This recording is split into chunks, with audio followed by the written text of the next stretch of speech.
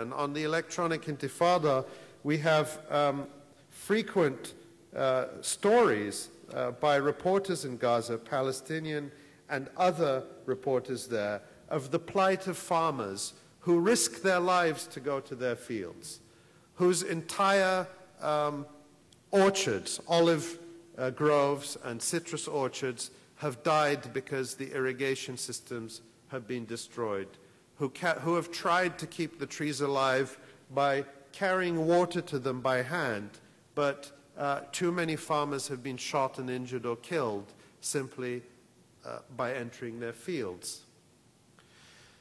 The bombing of the water system, this is all documented in the Goldstone report.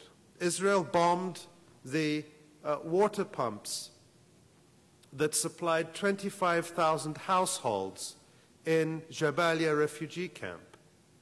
This is in the Goldstone report. You can read it.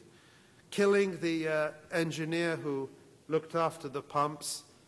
The Goldstone report says they could only identify him by his shoes. They bombed the sewage pools deliberately, the walls of the sewage pools, to flood agricultural land with raw sewage, a form of biological warfare. When you look at all this together,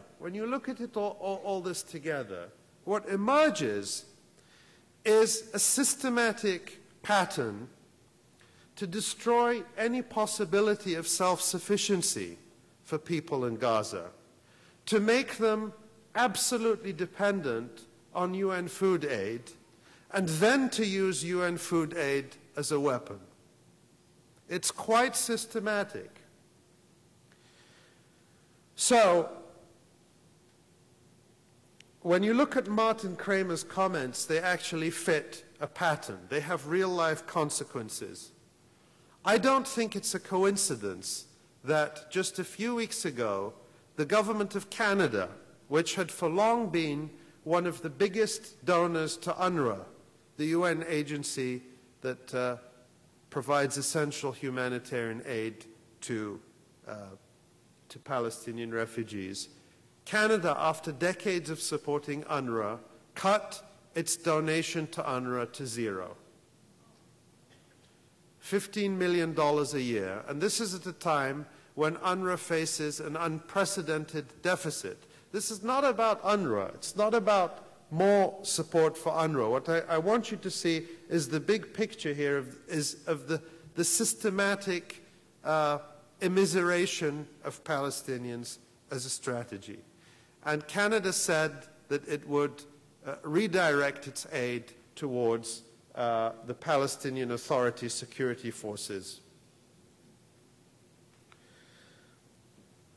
A few days ago, there was a debate in the United Nations General Assembly over the Goldstone report. Goldstone report, as you'll remember, was the independent UN commissioned investigation into what happened in Gaza. And back in December, a resolution was passed calling for Israel and Palestinians to do their own investigations, which they submitted and which were found wanting. And this resolution called on them to have another 5 months to do so. The Israeli ambassador at the UN, Gabriela Shalev, made a statement against the resolution. And she said, "Can the Palestinian Authority conduct an investigation in Gaza from which it was violently ousted in a bloody coup?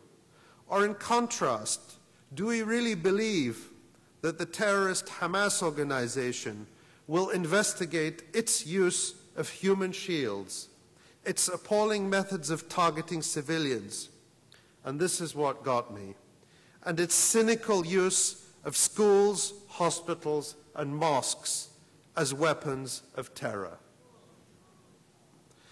I mean, when I read that, I read a lot of this stuff, but I just stopped and I felt sick to my stomach, because it all of a sudden made so much sense to me.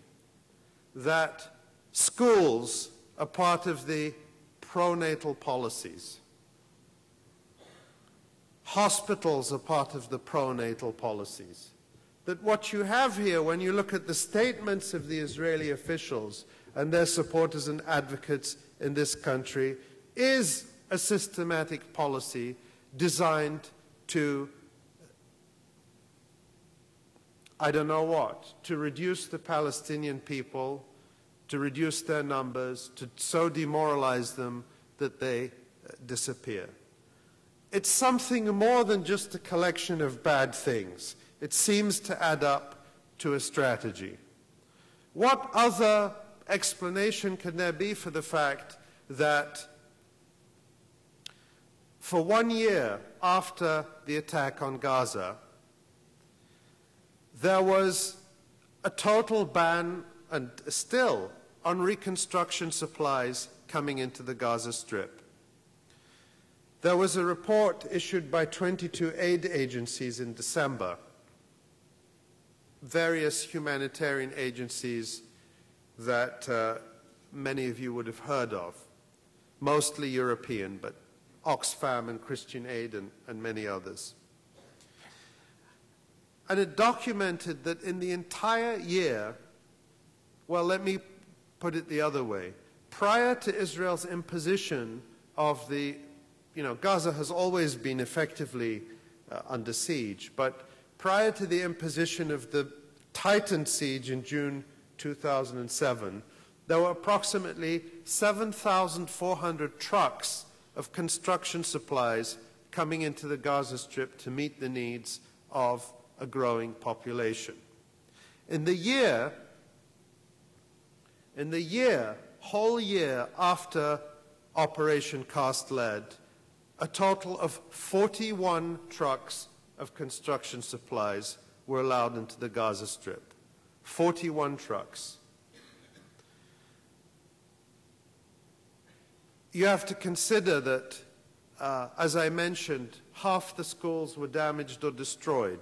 According to the World Health Organization, of 122 health clinics they evaluated, 46% had been destroyed or damaged in Israeli bombing. Thousands of houses had been destroyed, mosques, police stations, the Palestinian Legislative Council building, government ministries, irrigation systems, all systematically and carefully destroyed in such a way as to destroy the basis of civilized life in the Gaza Strip, to take away those things that allow people to have what we call a society.